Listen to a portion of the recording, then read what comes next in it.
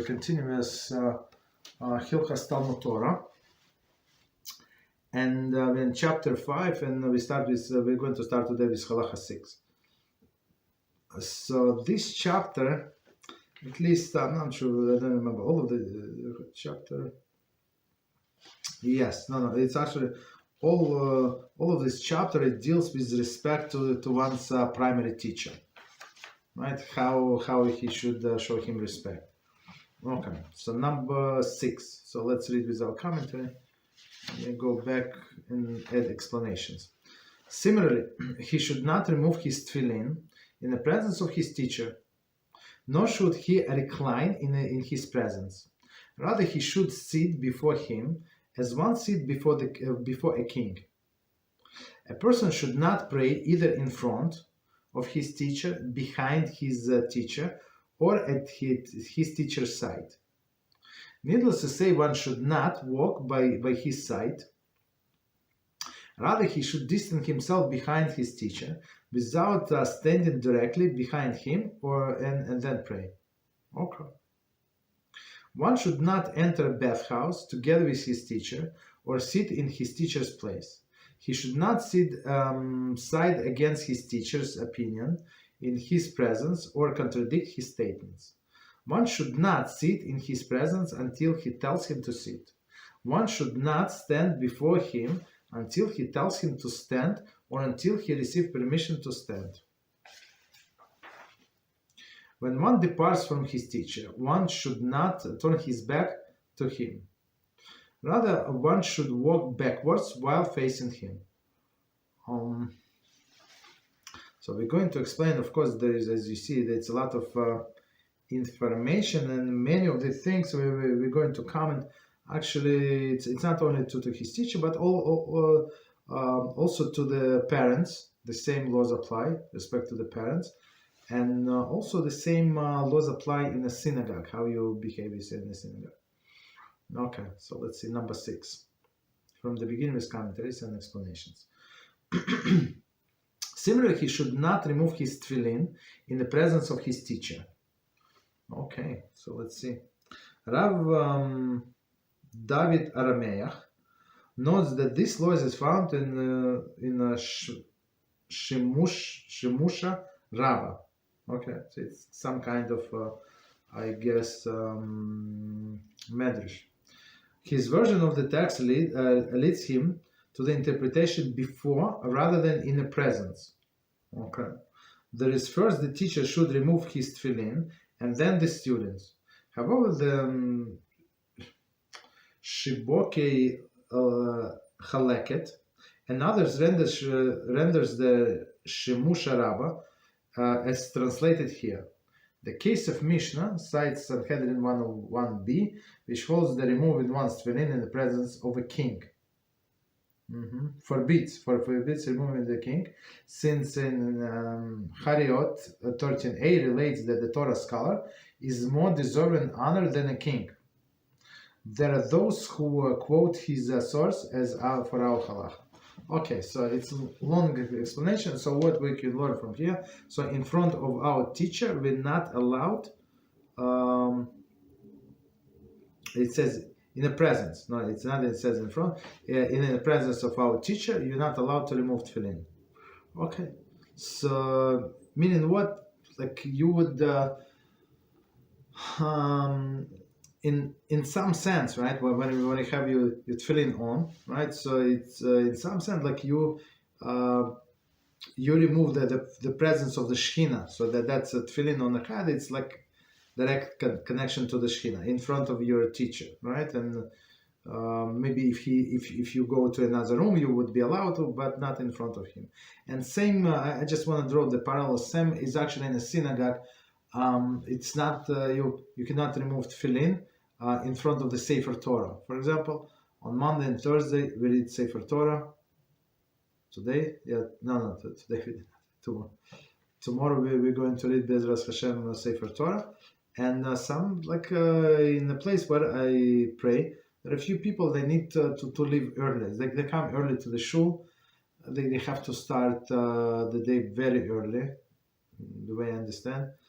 in maybe 7:30 even, and they have to drive very long distance, so they leave early, and sometimes like in the middle of the Torah reading. So one person, like humble, right? So he goes to the women's section, and that's where he remove his tefillin, okay, not in the presence of the Torah, and then leave through the different exit. But another clown, he removed like right in front of the Sefer Torah, and that's how he does. And that's very, very disrespect to the Sefer Torah. Right? Sefer Torah tells you to put on tefillin, and guess what? And you're removing despite what it says there. Okay, that's not good. Okay. So one more time, you're not allowed to. No, it says you. Similarly, he should not. It's not allowed. You should not remove his tefillin in presence of his teacher. So basically, if teacher gives you permission, so teacher already removed his tefillin, so yeah, you're allowed to remove tefillin. I mean,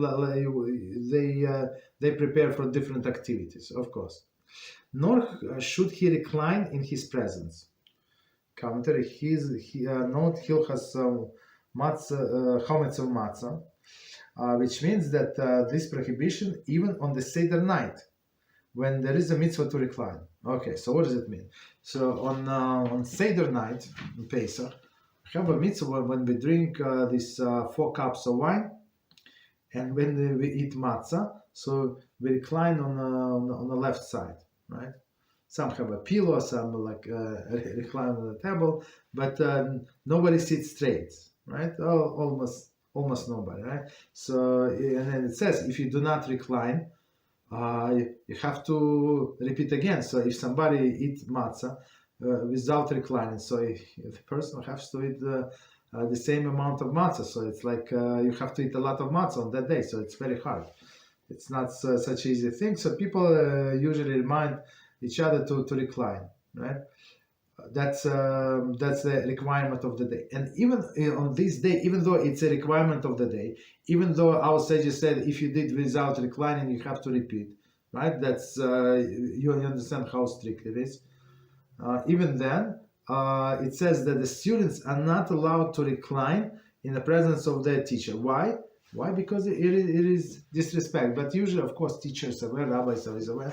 Of course, he's going to give them permission. So if permission is given, there is no problem, right? But without permission, he's not allowed to recline.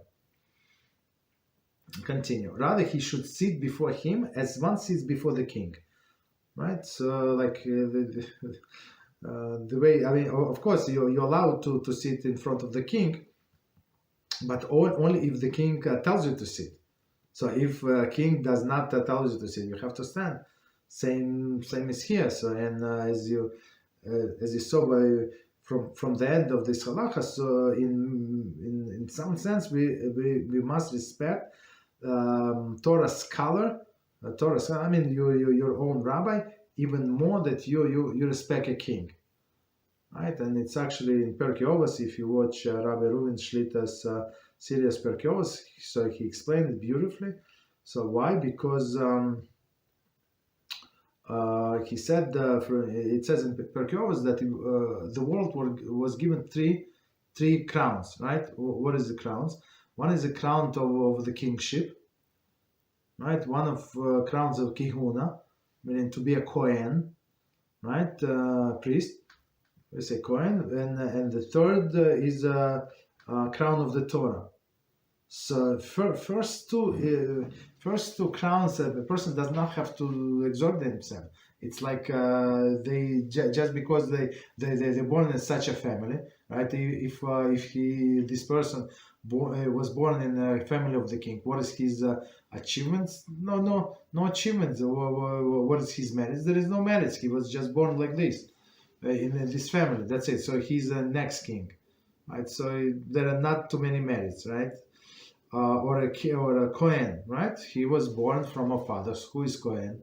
He's Kohen, but in order to get the crown of the Torah, so anybody can get the crown of the Torah, you have to work on it very, very hard. So in this sense, this person deserves this crown. And we respect him because of his Torah knowledge, because of his dedication of the Torah, right? We don't respect rabbis because he has I don't know, nice beard, or he can speak well, or his suit, beautiful suit, right? We don't. We respect Torah scholars, rabbi, or even different Torah scholars, because why? Because the Torah that they possess, and the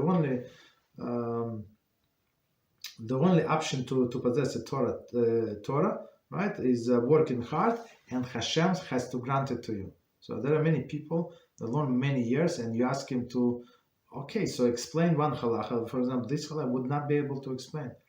I don't know, they read many books. You come to their house full of books, but cannot explain. I don't know why. I mean, I know why, but it's a different story. Okay, so continue.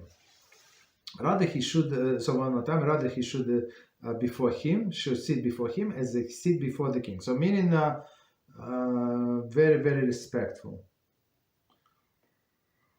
Okay, because it's mentioned in Harayas, same place, a Torah scholar deserves greater honor, right, even than the king.